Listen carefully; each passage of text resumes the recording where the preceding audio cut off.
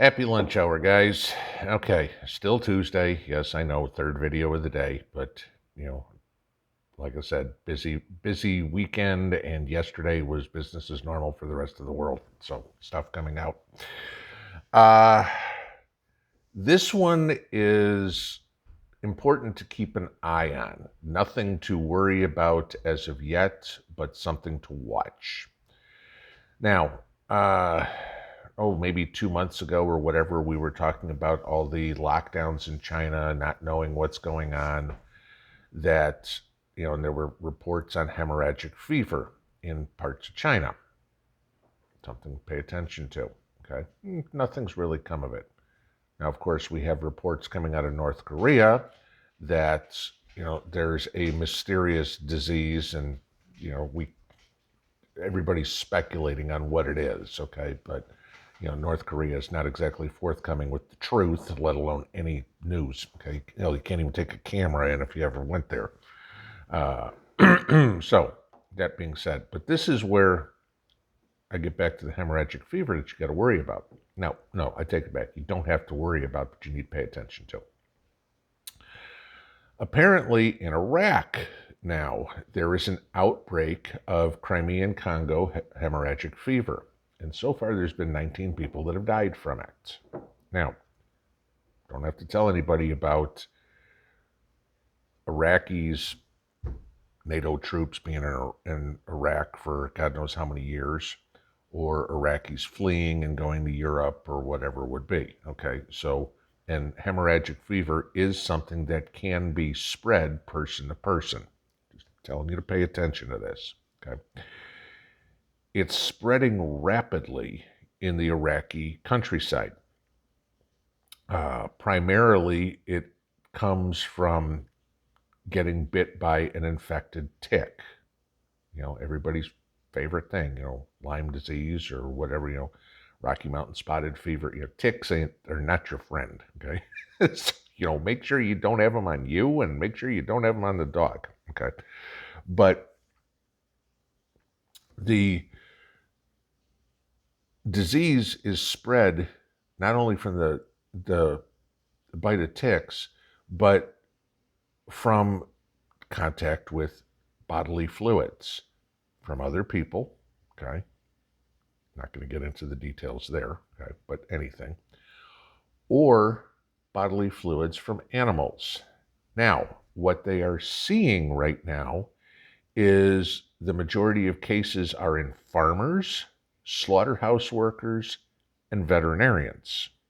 Why? Because animal blood, all right? And so then they are catching this. And this is not, again, bleeding through your nose. The death rate on hemorrhagic fever is better than 10%. So this is one to pay attention to. Like I said, it hasn't come yet to the civilized world, especially when we're talking about Iraq. We're still talking about a country that lives in 800 AD. But take defensive measures now. Get yourself ready. Go out and get yourself the tick repellent. I mentioned this the other day, the little things that can kill you.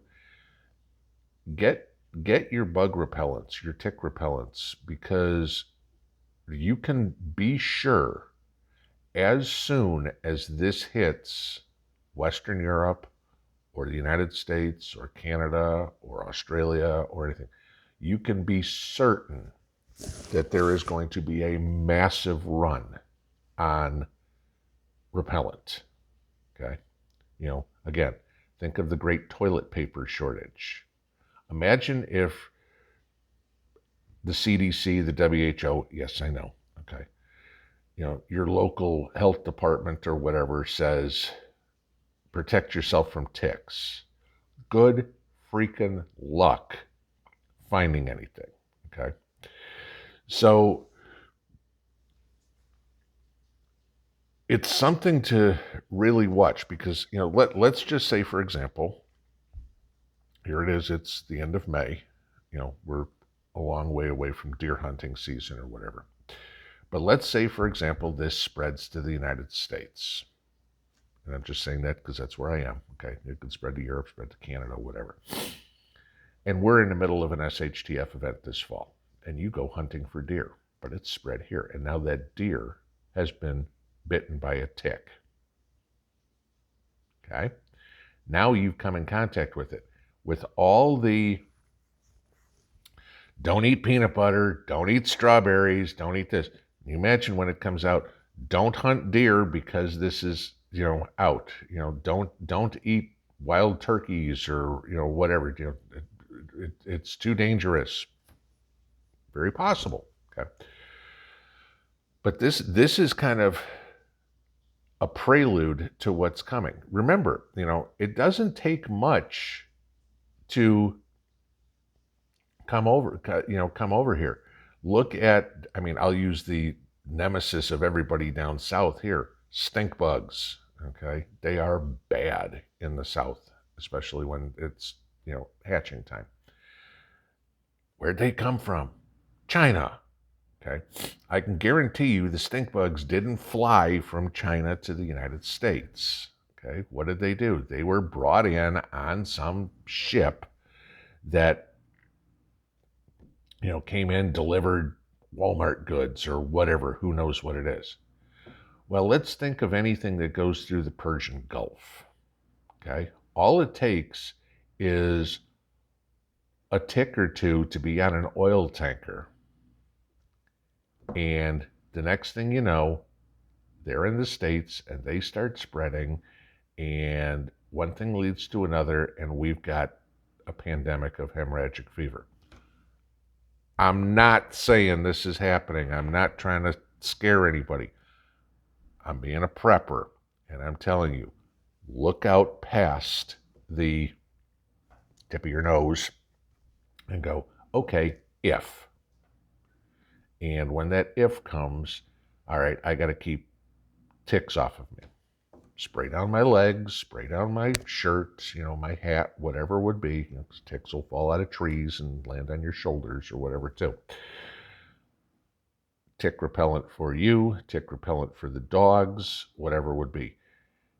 As I've said many times, there's going to be more people in an SHTF event that will die from disease than will die from bullets.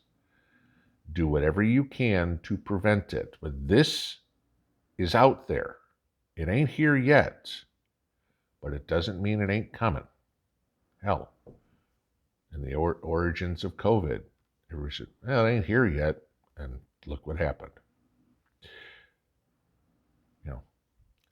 Be prepared. Get it now while you can, because damn well people are going to be freaking out like they were over hand sanitizer if this hits the mainland. Have a good one, guys. Pinball out.